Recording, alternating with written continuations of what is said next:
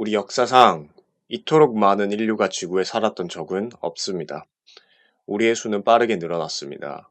1800년에 10억 명이었던 것이 1940년에는 23억 명, 1970년에는 37억 명에서 그리고 2016년엔 74억 명에 다다랐습니다. 지난 세기 동안 세계 인구가 4배 증가한 셈이죠. 그러면 다음 세기는 어떻게 될까요? 그리고 이런 인구 증가는 우리의 미래에 있어 어떤 의미를 갖는 걸까요? 집단 이주가 있을까요? 과포화된 빈민가와 대리굴 뒤덮은 초거대 도시들, 질병들과 환경오염, 에너지와 물, 음식으로 인한 혼돈과 폭력, 오직 생존에만 관심을 갖는 인류? 인구 증가가 우리의 삶을 파괴하게 될까요? 아니면 이 예언은 단순히 불안감이 낳은 결과물일까요? 1960년대에는 인구 증가율이 사상 최대치에 도달했습니다. 이때 세계 종말론이 돌았었습니다. 가난뱅이들이 무턱대고 아이들을 많이 낳아서 선진국들을 뒤덮어버릴 거라고 말이죠. 인구 과잉에 대한 전설들이 생겨났습니다. 그러나 높은 출산율과 인구 폭발은 어떤 문화권이나 국가의 영속적인 특징이 아니며 전 세계가 어떤 4단계의 과정을 거치고 있다는 것이 드러났습니다. 인구 성장 모델이라고도 하죠. 대부분의 선진국들은 이미 변천 과정이 끝났고 다른 나라들에서는 인구 변천이 진행 중입니다. 그러면 유럽을 포함한 전 세계가 해당 모델의 첫 단계에 있던 18세기로 돌아가 봅시다.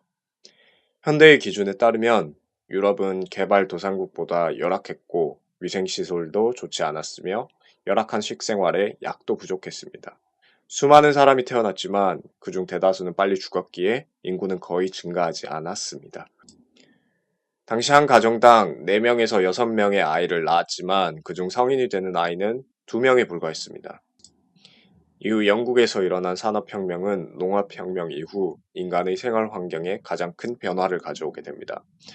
사람들은 농사꾼에서 노동자로 전향했고 제조 제품은 대량 생산으로 널리 보급되게 되죠. 과학은 진보하여 교통, 통신, 의학을 발전시켰습니다. 여성의 사회적 역할이 변화했고 여성 해방의 조건도 갖추게 되었습니다. 이 경제적 진보는 서서히 중산층을 형성하는 한편 가난한 노동 인구의 생활과 보건 수준을 향상시켰습니다. 두 번째 단계가 시작됩니다. 식량 사정과 위생, 의약품의 개선으로 사람들, 특히 아이들이 허구한 날 죽어나가는 일이 멈추었습니다. 결과적으로 인구가 폭등하게 됩니다. 1750년에서 1850년 사이 영국의 인구는 2배로 증가했습니다. 아이를 많이 낳았던 이유는 그중 소수만이 살아남았었기 때문인데 이제는 이 문제는 해결되었고 세 번째 단계가 시작됩니다. 신생아의 수는 줄어들게 되고 인구 성장도 정체되기 시작합니다. 마침내 균형이 잡혔고 적은 사람이 죽고 적은 아이들이 태어나 사망률과 출생률이 안정적이게 됩니다. 영국은 인구 성장 모델의 네 번째 단계에 도달하게 됩니다. 이 현상은 영국에서만 일어난 게 아닙니다. 점점 더 많은 국가들이 4단계에 도달했습니다. 1단계, 나쁜 환경으로 인한 높은 출산율과 높은 사망률. 2단계, 나아진 생활 조건으로 나타나는 낮은 사망률과 폭발하는 인구 성장률. 3단계, 적은 출생률과 적은 사망률로 폭발적이던 인구 성장은 끝나게 됩니다. 그런데 출산율이 그렇게 많이 떨어졌다면 왜 여전히 이렇게 빠른 인구 증가가 이어지고 있는 걸까요? 70년대와 80년대의 인구 폭발 시기에 태어난 아이들이 또 아기를 낳았기 때문에 전체 인구의 유의한 증가로 이어지게 된 것입니다. 그러나 그들은 평균적으로 그들의 부모 세대보다 자녀 수가 적습니다. 요즘은 평균 2.5명의 자녀를 두는데 40년 전에는 5명이었습니다. 결론적으로 이 세대가 나이를 먹고 출산율이 더욱 하락하면 인구 증가폭은 더욱 둔화됩니다. 이것은 모든 국가에 해당합니다. 우리 서방 세계에서는 다른 지역의 진보에 무관심한 경향이 있습니다. 그러나 실제로 세계는 많은 국가들이 4단계로 나아갔습니다.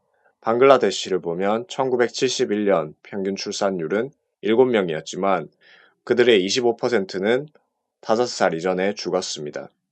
2015년 사망률은 3.8%로 줄었고 여성은 단 2.2명의 자식을 갖고 있습니다. 이러한 규칙에 예외는 없습니다. 우리가 특별한 게 아니라 먼저 시작했을 뿐입니다. 출산율을 6 이상에서 3 미만으로 줄이는데 선진국은 80년이 걸렸습니다. 다른 나라들은 더욱 빠르게 따라잡고 있습니다. 말레이시아, 남아프리카 공화국은 34년이 걸렸고 방글라데시는 20년이 걸렸죠. 이란은 고작 10년이 걸렸습니다. 이러한 국가들은 맨 땅에서 시작할 필요 없이 더 많은 지원을 받을수록 더 빨리 따라잡을 수 있습니다. 이는 아동 사망률을 낮추거나 가난한 국가에 대한 지원이 중요한 이유입니다. 당신이 어떤 동기를 갖고 있든 모든 사람이 자유롭고 풍요로운 삶을 사는 세상을 꿈꾸든 혹은 당신의 나라에 들어오는 난민이 더 적기를 바라든 간에 아주 간단한 진실은 지구 반대편에 있는 사람들이 좋은 삶을 살 수 있다면 당신에게 어떻게든 유익하다는 겁니다. 그리고 우리는 그렇게 나아가고 있습니다. 극심한 빈곤에 처한 사람의 비율이 지금처럼 낮았던 적이 없었습니다. 세계 인구 성장의 미래는 종말론적 예언이 아니라 실은 어떤 약속입니다. 인구 성장은 곧 끝을 맞이할 것입니다. 유엔은 120억 번째 인간은 결코 태어나지 않을 것이라고 전망하기도 했죠. 또한 세계의 개발 수준이 높아짐에 따라 교등교육을 이수한 인구는 10배로 늘어날 것입니다. 도움을 필요로 하던 나라들이 이제는 선행 개발을 돕게 될 것입니다. 더 많은 사람이 있다는 것은 인류를 발전시킬 사람이 더 많음을 의미합니다. 감사합니다.